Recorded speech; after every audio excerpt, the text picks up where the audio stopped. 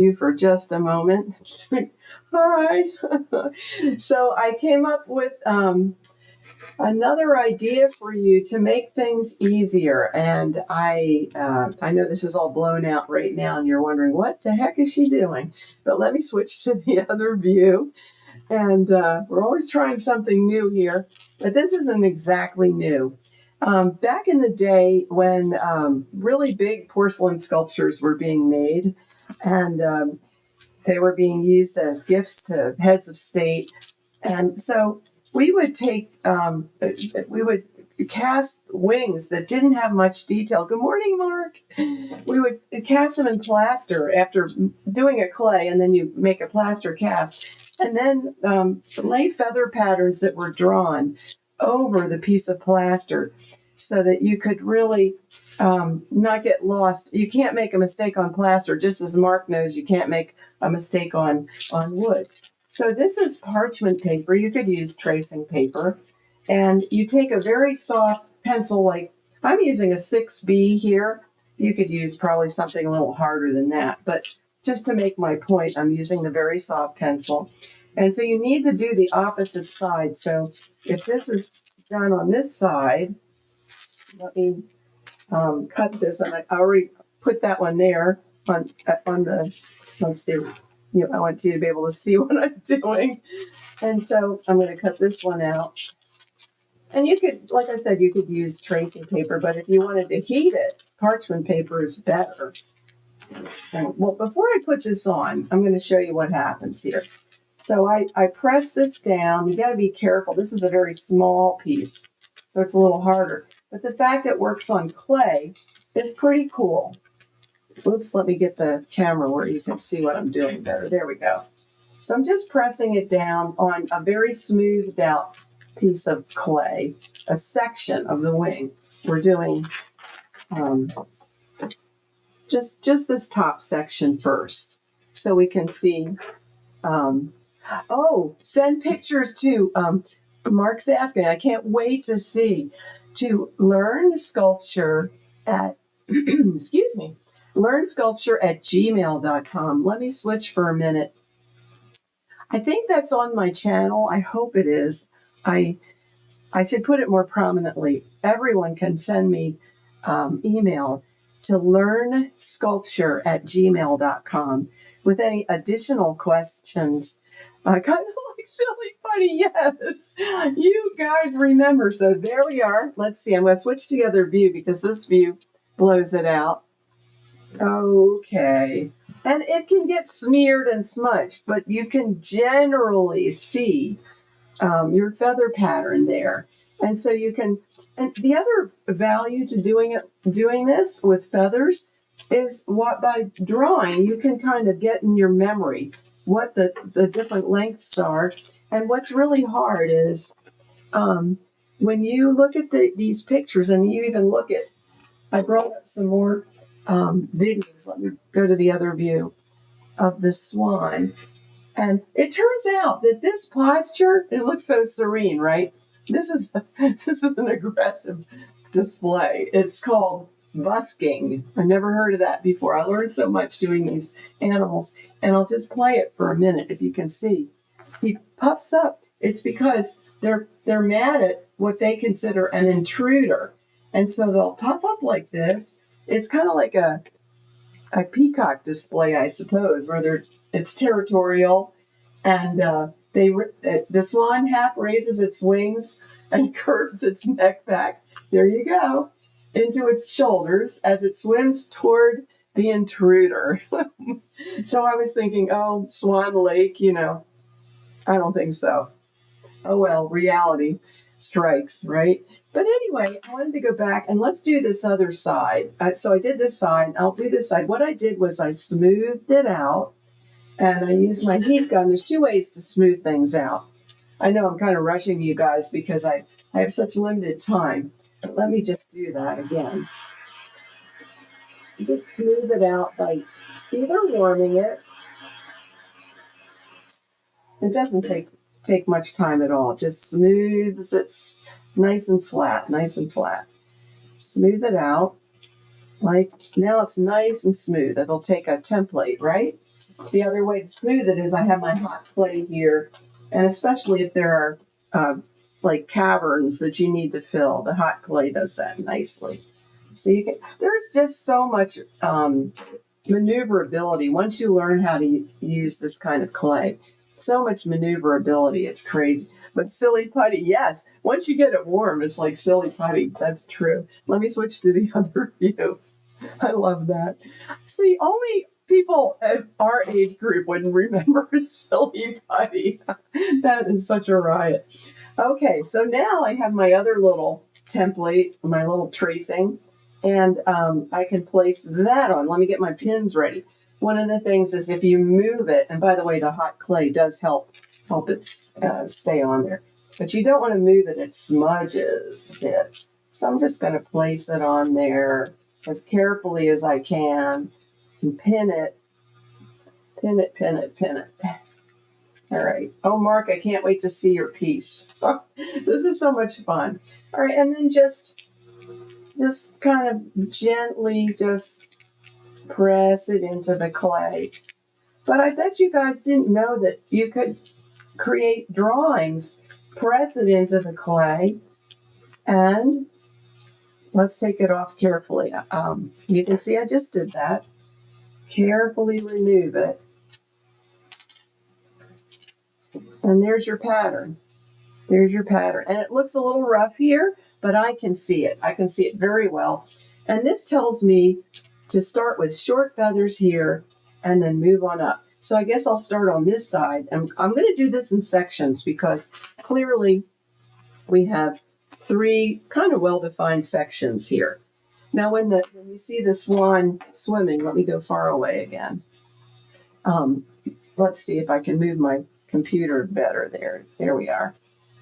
I know that, Mark, you know what? Is this not a game changer? And so once you get your feather patterns in place, carefully define them with, see, Mark is an experienced wood carver, so he would know this is the potential here.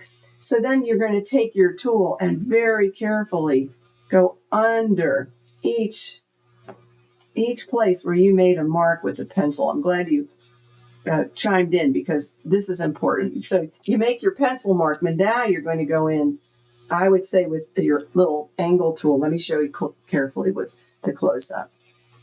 Okay, so now, and I got this tool from Sculpture Depot. No need to go and make a tool because they have just about everything you would need now. We used to make the tools by hand.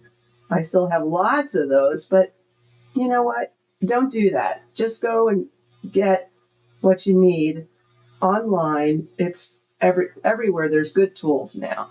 So I very carefully define what I've done with my pencil. Don't worry about the clay getting discolored a little bit there. When you reconstitute the clay, or if you do, after you mold it and you want to make something else, it'll just sort of disappear into the mix. It will not ruin your clay whatsoever. So, okay. So I'm just going where I put those patterns. This is going to give me a head start. I could do this and do this, but why, go crazy? And plus, by drawing it, it helps you understand where they start short and where they start to get long. It gives you a little bit of memory, kind of a reinforcement. Now you're going to be able to do accurate, beautiful feathers. All right, so I'm going to start to define those feathers with this method, and then I'll do the same thing on the other side. Let me play this for a minute. I'm going to go back to the big view. I have become in love with swans due to this project. I just want my own swan now, a real one. I love animals, as you guys know. But so this is all, look at the heads are back. They're just sort of mad. They don't like these other ducks around or anything. This is their place. They don't like these Canada geese. I raised a Canada goose once, so I actually totally love Canada geese. But anyway, okay, so I couldn't get any further along than that. By the way, anybody who wants to, here we go, I'm going to stop it right there. Anyone who wants to do an easier swan, you can just do basically with their wings down, it looks like just one white section that makes up their whole back and then their tail. So anyone who wants to just start out and not have this difficulty of the feathers puffed out like that, you can try just doing a basic swan by using the different videos that they have on Mute Swans. There's lots of views where their feathers are tightly down and there's not much detail that you need to pull out of it. So it might give you a better way to start, and then you can focus on working on the face. Some of the other videos, I should post this one for you, but the one where the man raises the swan that I have posted, that has incredible swan face close-ups. So you could do that neat head kind of ornamentation that they have, which is really cool. So I'm just going to go through now and articulate, and there's a little more I didn't quite capture. Let me hold this up.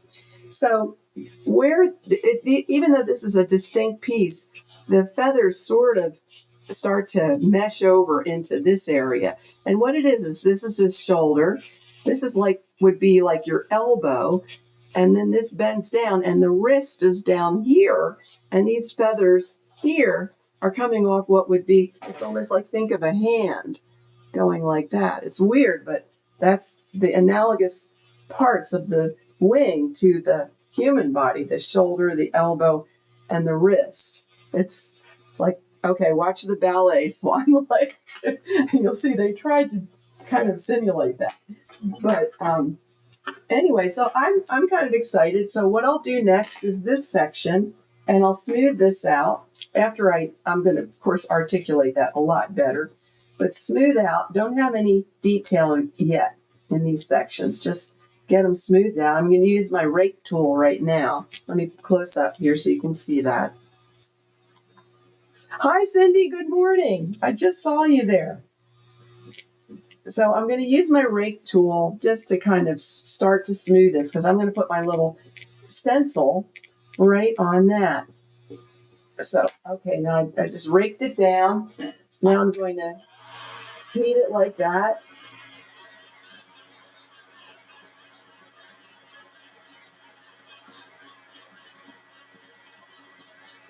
Okay, that should be enough. And yes, it is. See, look how that just smooths nicely. Smooth so nicely. So that will take my next stencil. Okay. And we're getting there, we're getting there, we're getting there. Okay. And then what I'm going to do is you do the opposite side. So, oops, let's get the extra clay off there. And let me get my camera right down on there. So I would take a piece of I already cut a piece of parchment. Let me get that. A piece of the parchment. Now we're going to do the next section. So I tape that down. This is just parchment paper that you use for cooking. I know it looks like tracing paper, but that's the great thing about it. You can heat it if you need to, and it doesn't, it acts like tracing paper, but it can be heated. I guess that's the whole thing. Cut away some of that extra. It does like to curl up, and it doesn't like to stick. Look at how it didn't want to stick to my, there we go. Let's get that on there better. I'm going to have to go in a minute, but I wanted you to see. And by the way, if you use an eraser, a pointed eraser like this that you can sharpen like a pencil is a great tool, because you can get rid of any kind of small mistake without wrecking your work. So here's the next part of the wing right here. I'm going to kind of go around it. Oh, there's my alarm. And now I'm going to detail out these feathers this way. Okay, stop my alarm. I dismissed that. I'm going to have to go. But when you come back and see me next time, I will have, now see, real quick, this wouldn't go on this side. I would have to smooth that side, which I started to do, and put it on there. All right, so let me get that in the view better. I'll put it on this side and press it in to this area. And I would cut it better to do that. Okay, so this is a very small project to use this technique on. A bigger project makes more sense in a way, but at least now you know your pencil will stencil. I didn't mean to rhyme. On your pencil will make a stencil on clay. Thank you so much, and I'll see you on Wednesday morning with a lot more done. Okay, bye-bye.